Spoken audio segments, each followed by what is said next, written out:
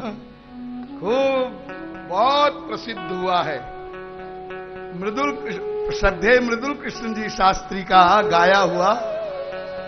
यद्यपि ये कीर्तन इतना पुराना है, हमारे पूज्य पिताजी माताजी यहां विराजमान हैं। हम जब चौथी क्लास में थे और मऊ छावनी में पढ़ते थे, इतने छोटे से थे, और वहां के मंदिर में जन्माष्टमी का उत्सव मनाया जा रहा था और हमारी छोटी बहन थी साथ में। तो वहां पर हमारे पिताजी ने हमको ये कीर्तन याद करवाया था और हमने वहां गाया भी था जब चौथी क्लास में पढ़ते थे। तो ये ब्रज का बहुत पुराना कीर्तन है, लेकिन कभी कभी कोई वाणी ऐसी होती है कि किसी दिव्य पुरुष के दिव्य कंठ से निकलती है तो विश्वव्यापी प्रसिद्ध हो जाती है। ऐसे ही श्रद्धेय श्री मृदुल कृष्ण जी के कंठ से जब ये वाणी निकली तो इतनी प्रसिद्ध हुई, जहां कोई कीर्तन हो भजन हो, ये भजन तो कौन सा, छोटे छोटे ग्वाल और छोटो सो मेरो मदन गोपाल। छोटी मैया छोटे छोटे छोटो सो मेरो मदन गोपाल। छोटो सो मेरो मदन गोपाल। छोटो सो मेरो मदन गोपाल। अब यहां हमें कहना क्या है वो हम कह दें पहले आपको। कीर्तन तो आप लोगों ने खूब सुना है। देखो, वैसे तो भगवान का नाम कैसे भी लो वो भाव सुंदर होना चाहिए, लेकिन फिर भी कभी कभी शब्दों में, अब देखिए, छोटे छोटे ग्वाल ठीक है, छोटे से मदन गोपाल ये भी ठीक है, लेकिन भाई अब गाय तो जितनी बड़ी होगी उतनी बड़ी होगी ना। अरे द्वापर युग की जो गाय है, तो गाय तब कहलाती ना जब बड़ी सारी हो जाए, तो गाय बड़ी। तो संभवतः यदि इस कीर्तन को इस प्रकार से गाया जाता कि प्यारी प्यारी गैया प्यारे प्यारे ग्वाल, प्यारी प्यारी गैया प्यारे प्यारे ग्वाल, वो सबसे प्यारो मेरो मदन गोपाल।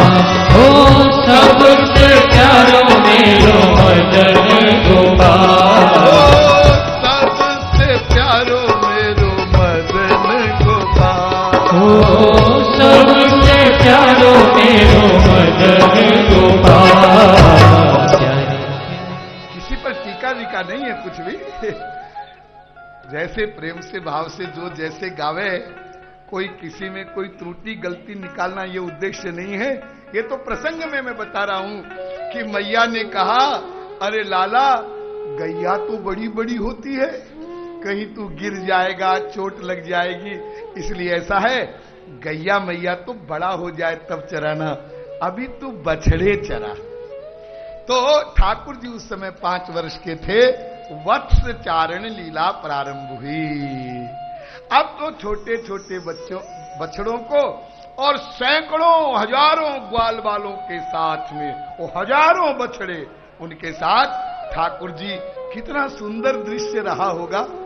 आप यदि 2, 4, 10 बछड़ों को छोटे छोटे को देख लेवें, हमारे यहाँ गोविंद गौशाला में कई बार बाहर से लोग आते हैं और 10-20 बछड़े ऐसे कूदते फुदकते घूमते हैं, तो आते तो 10 मिनट के लिए और फिर वहां घंटों उन्हीं को देखते रहते, हाँ, फोटो उतारते रहते। फिर सोचिए आप उस दृश्य की कल्पना करिए कि जहां हजारों छोटे छोटे बछड़े और हजारों ग्वाल वाल और ठाकुर जी यमुना के पुलिन पर वत्स चारण करते हैं, कलेवा करते हैं, अनेक प्रकार की लीलाएं करने लगे।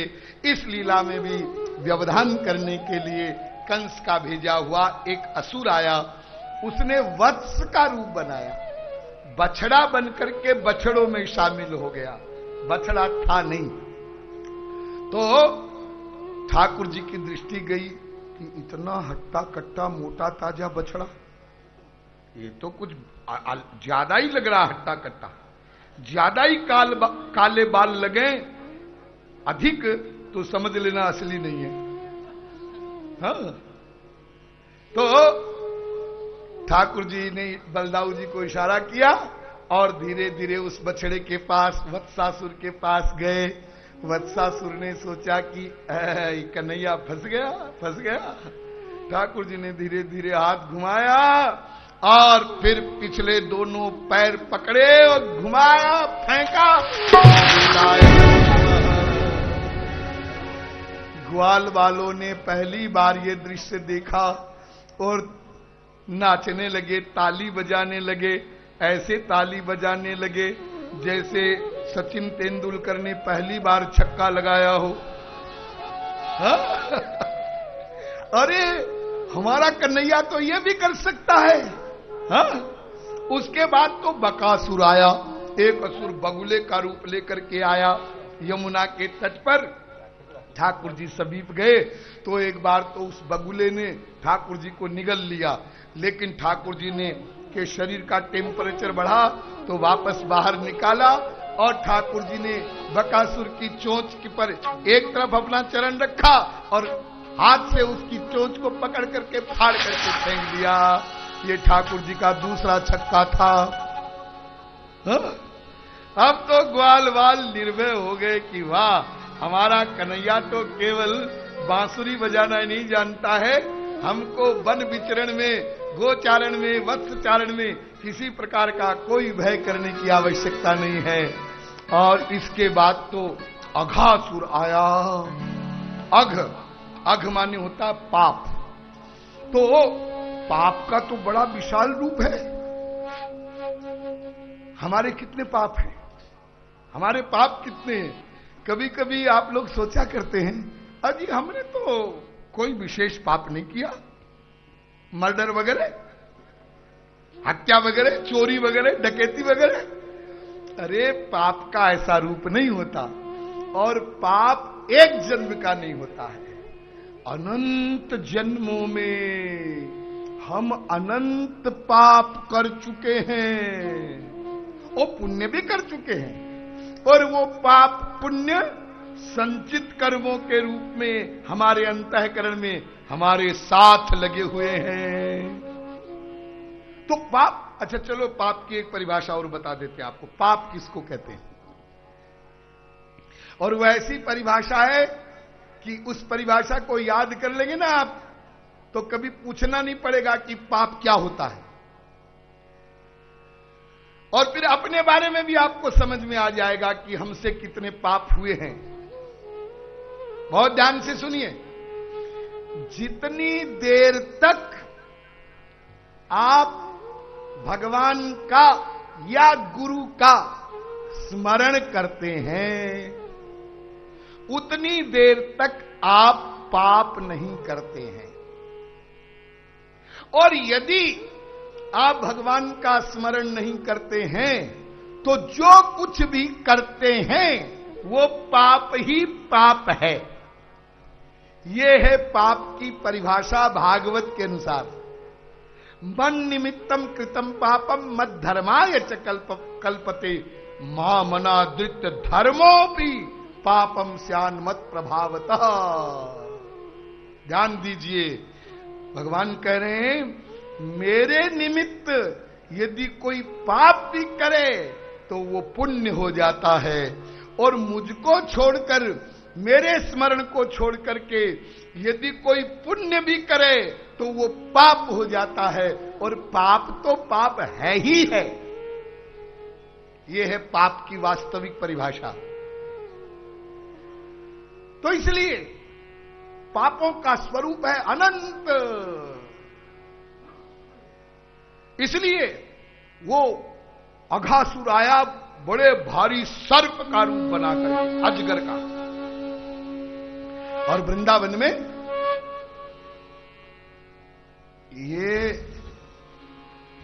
ये बकासुर और पूतना का भाई है अघासुर।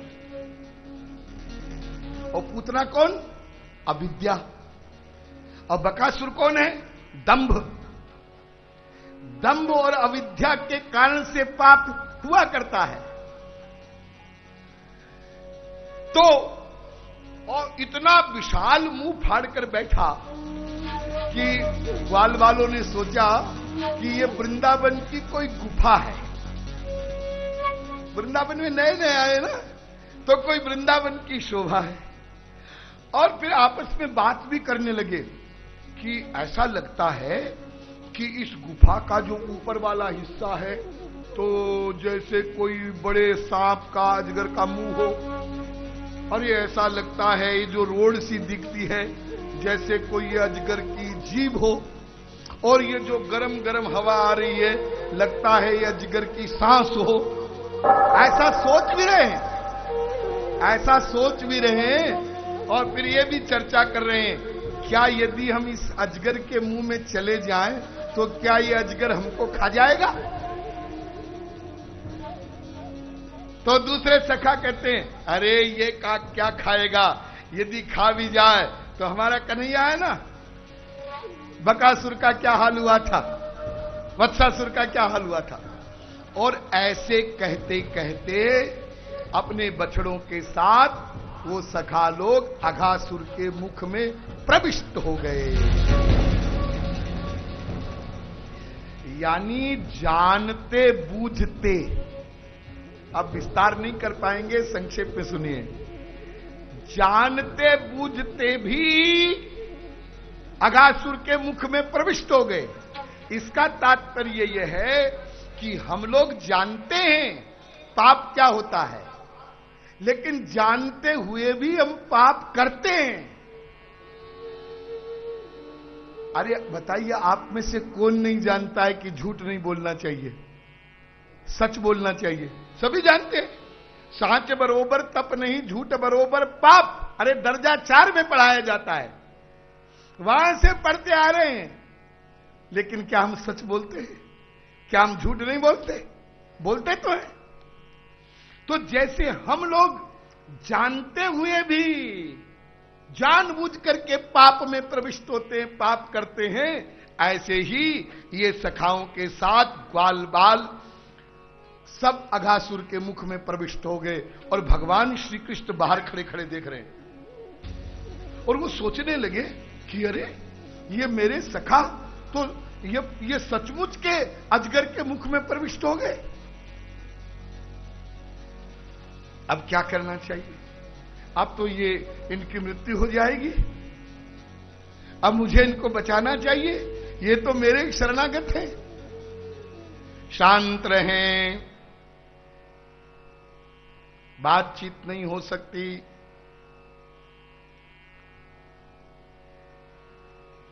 तो सखाओं ने अघासुर के मुख में प्रवेश तो किया, लेकिन इस लीला में एक विशेष बात है। क्या है? तो अघासुर के मुख में, लेकिन दृष्टि उनकी श्री कृष्ण पर है।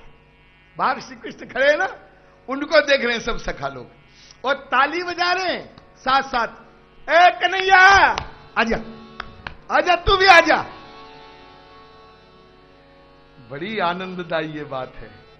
तात्पर्य कहने का ये कि अरे भाई, पाप पुण्य की परिभाषा हम जानते नहीं हैं, साधारण मनुष्य हैं, तो पाप तो हमसे होंगे ही ना।